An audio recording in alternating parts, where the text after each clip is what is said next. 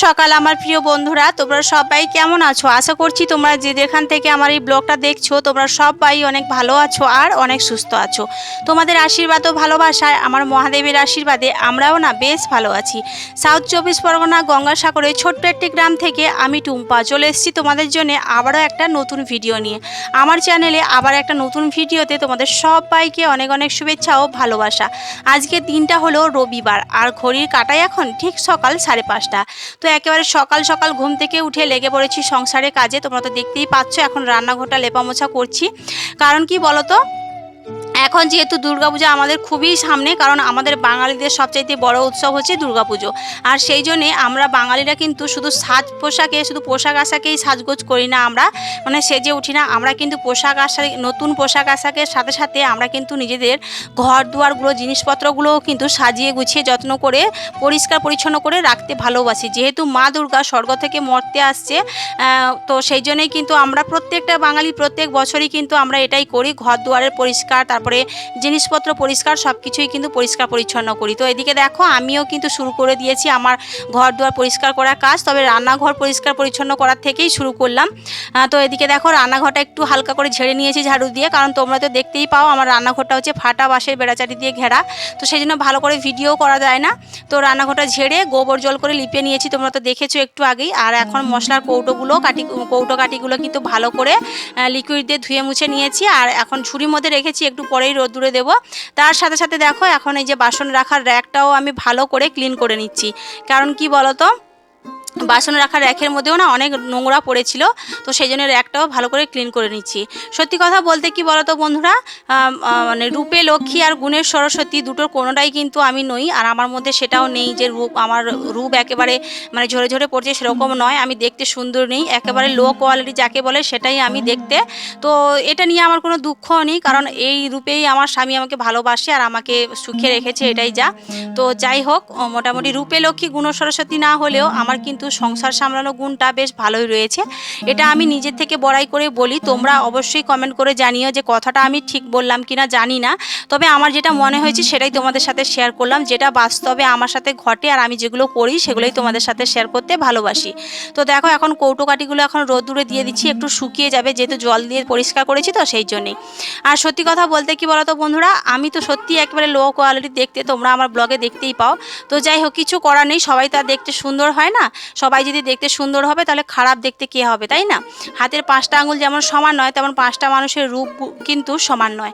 তো সেই জন্য আমার কোনো দুঃখও হয় না আমি দেখতে খারাপ বলে। তো যাই হোক, ওদিকে স্নান সেরে পুজোটাও দিয়ে নিলাম, আর এখন দেখো চলে এসেছি ভেজা কাপড়গুলো যে ছিল স্নানের পরে সেগুলো এখন রোদ্দুরে মিলে দিতে এসেছি। আর যা গরম পড়েছে কি বলবো বন্ধুরা, এখন মানে হাতে পায়ে যেন লঙ্কা বাটার মতো জ্বলুনি হচ্ছে, যেন মুখে টুকে করে কেউ লঙ্কা বাটা ঘষে দিয়েছে, এমন জ্বালা করছে কেন আমি জানি না। তো সেই জন্য দেখো ভীষণই অস্বস্তিকর দিন যাচ্ছে আমাদের, মানে বৃষ্টিতে একেবারেই হচ্ছে না, তার সাথে সাথে ভীষণ রোদ্রের তাপ, তার সাথে সাথে গরমও ভীষণ। তো কিছু করার নেই, এই সমস্ত জিনিসকে উপেক্ষা করেই আমাদের মতো যারা হাউসওয়াইফরা রয়েছে, মানে আমরা রয়েছি, তো আমাদের কিন্তু শরীরে হাজার কষ্ট যন্ত্রণা সব কিছু মানে দূরে সরিয়ে দিয়ে সংসারের কাজগুলো আমাদের আগেই গোছাতে হবে। কারণ সংসার এমন একটা জিনিস না যে সময়ের মধ্যেই কিন্তু আমাদের সবটাই গোছাতে হয়, সময় কিন্তু কখনো কারোর জন্য বসে থাকে না। তো এদিকে দেখো আমি কিন্তু এখন সবজিগুলো কাটতে বসে গেছি, কারণ দুপুরের রান্না তো বসাতে হবে। আর এখন আমার ঘরের মধ্যেটা কখনো ঝাড়া হয়নি, কারণ বেডরুমগুলো এখন ক্লিন করা হয়নি, কবে করব জানি না, তবে যখন করব অবশ্যই তোমাদের সাথে শেয়ার করব।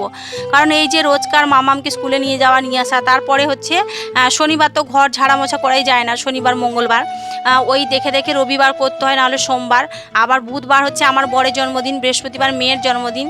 তো আবার এমনিতেই বৃহস্পতিবার ঘর ঝাড়াঝুড়ি যায় না, মঙ্গলবারও আমরা ঘর ঝাড়ি না, এই সমস্ত ব্যাপার, শনিবার মঙ্গলবার এগুলো করি না। তার সাথে সাথে যদি আবার ঘরে কারো জন্মদিন পড়ে যায় তাহলে গেল, এইসব করতে করতে ঘর ঝাড়াঝুড়ি অনেকটাই পিছিয়ে গেছে। তো যাই হোক, সময় করে আমি অবশ্যই ঘরগুলো ক্লিন করব, তোমাদের সাথেও শেয়ার করব।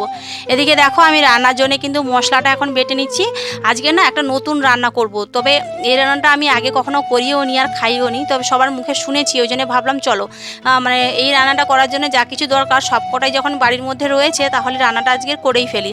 আজকে নতুন রান্না বলতে আমি করব কিন্তু দই ভেন্ডি না আমি কখনোই খাইনি, তবে আজকে ফার্স্ট টাইম করব। সেই জন্য দেখো এই যে কড়াইয়ের মধ্যে এখন কুচি করে রাখা পেঁয়াজ, তারপরে টমেটো আর জিরে আদা বাটা সব কিছু দিয়ে দেখো মশলাটাকে ভালো করে কষিয়ে নিচ্ছি তেল দিয়ে। এরপরে দিয়ে দেবো কিন্তু একটু টক দই।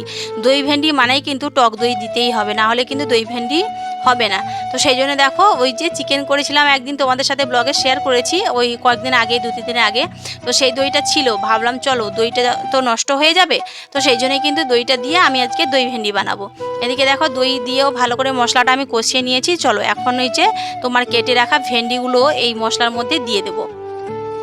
জানি না আজকে তরকারিটা খেতে কেমন লাগবে, তবে ফার্স্ট টাইম আমার খুব ইচ্ছে করলো এটা বানাই, তো সেই জন্যই বানাচ্ছি। অবশ্যই তোমাদের দাদাভাই থাকলে খুবই মজা পেত, কারণ ও এইসব ইউনিক রান্না ভীষণই পছন্দ করে। তো আমাদের অভাবের সংসারে এই সমস্ত রান্নাবান্না করাটা মানে হয় না, স্বভাবত হয় না, তবে জিনিসটা ছিল বলেই করে ফেললাম। মানে দইটা তো অবশ্যই লাগতো, তো দইটা ছিল বলেই কিন্তু করে ফেললাম। তো যাই হোক চলো এদিকে মশলাটা দিয়ে মানে মশলার মধ্যে আমি ভেন্ডিগুলো কষিয়ে নিয়েছি, ওদিকে তরকারিটা হতে থাকুক। এদিকে কিন্তু আমি চলে এসেছি কলপাড়ে। ওখানে ওভেনে হচ্ছে ভাত এক সাইডে বসিয়েছি, আর একদিকে তরকারিটা হচ্ছে, মানে ভেন্ডি দই ভেন্ডিটা হচ্ছে। আর আমি এখন দেখো কলপাড়ে চলে এসেছি।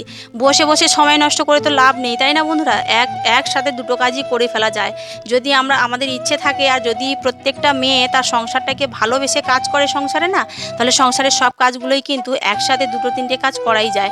ওদিকে দেখো ভাত তরকারি হচ্ছে, এদিকে আমি কলপাড়ে এসে ড্রামটাকে ক্লিন করছি। ড্রামের ভিতরে না অনেক শ্যাওলা পড়েছে, ভীষণ নোংরা জমেছে, সেই জন্যই কিন্তু ড্রামের ভিতরটা ক্লিন করলাম। আর এখন এই যে দেখো তার ঢাকনাটাও পরিষ্কার করে নিচ্ছি। চলো এদিকে ড্রামটা ক্লিন করে নেব। আর জলও ভরতে হবে জানো, যেহেতু আমাদের এখানে কলে তো টাইমে জল আসে, আমাদের নিজস্ব কোনো পুকুর নেই। আর ওই জন্যে না ড্রামের মধ্যে জলটা ভর্তি করে রাখলে পরে যদি কখনো মানে 1-2 দিন জল না আসে, তাহলে ড্রামের জলেই আমরা কারবার করি। তবুও কোলায় না, তবু কিচ্ছু করার নেই, ড্রামটা ভর্তি করে রাখতেই হয়। তো যাই হোক চলো ওদিকে ড্রাম ক্লিন করে এখন চলে এসেছি রান্নাঘরে। আর এসেই দেখি আমার দই ভেন্ডি একেবারে রেডি। দেখো দেখতে কত সুন্দর লাগছে, তাহলে খেতেই না কত ভালো লাগবে, তাই না? তবে অবশ্যই আজকে দই ভেন্ডিটা না দারুণ দারুণ হয়েছিল, একবারে টেস্টি ইয়াম্মি ইয়াম্মি। খেতে ভীষণই মজা পেয়েছি, আমি ফার্স্ট টাইম খেলাম, ভীষণ ভালো লাগছিল। তোমরাও করে একবার খেয়ে দেখো, ভীষণ ভালো লাগবে। তো যাই হোক ওদিকে দই ভেন্ডি হয়ে গেছে, এখন পটলগুলো ভাজবো। পটলের মধ্যে নুন হলুদ মাখিয়ে রেখেছিলাম। চলো এদিকে পটল ভাজতে ভাজতে তোমাদের কিছু কমেন্টে রিপ্লাই দিয়ে দিই। বিউটি অফ আসাম ব্লগ আমাকে কমেন্ট করেছে, দিদি ভাই আমার নাম ফারমিনা বেগম, আমি প্রত্যেক দিনই তোমার ভিডিও দেখি, তোমার ভিডিও দেখতে খুব ভালো লাগে। Thank you so much Farmina Begum. এভাবে দিদি ভাই আমার পাশে থেকো, আমাকে সাপোর্ট করো, আমাকে ভালোবাসা দিও। মায়ের রান্নাঘর আমাকে লাভ দিয়েছে, আর তোমার হচ্ছে চুমকি ঘোড়াই আমাকে লাভ দিয়েছে। পল্টু দাস বলেছে দিদিভাই আমি মিত্রা। হ্যাঁ গো মিত্রা, তোমাকে চিনতে পেরেছি। এভাবে আমার পাশে থেকো, আমাকে সাপোর্ট করো। তো চলো অবশ্যই আশা করছি তোমাদের কমেন্টের রিপ্লাইগুলো দিয়েছি, তোমাদের খুব ভালো লাগছে। এদিকে দেখো এত রোদ্দুর দিয়েছে কি বলবো, আমি কিন্তু একটা মাদুর কিন্তু ভালো করে ধুয়ে এখন রোদ্দুরে দিয়ে দিয়েছি। আর দুপুরে খাওয়া দাওয়ার পরে না ঘরের মধ্যে থাকাই যাচ্ছিল না, কি করবো ভেবে না পেয়ে দেখো এই যে গাছের তলায় চলে এসেছি। এসে একটা পাখা নিয়ে, হাত পাখা নিয়ে হাওয়া করছি। আর এখানে একটু বসে অনেকক্ষণ বসেছিলাম, প্রায় 3:30-4টে পর্যন্ত বসেছিলাম। এত গরম লাগছে, ঘরের মধ্যে থাকাই যাচ্ছে না। আর ফ্যান চালালে পরে তো আরও যেন আগুন বেরোচ্ছে, তো ওই জন্যই গাছের তলায় এসে বসেছিলাম। তো কিছু করার নেই, এত টাকা খরচ করে ঘর করেও মানে রক্ত জল করা টাকায় ঘর করেও কোনো লাভ হলো না।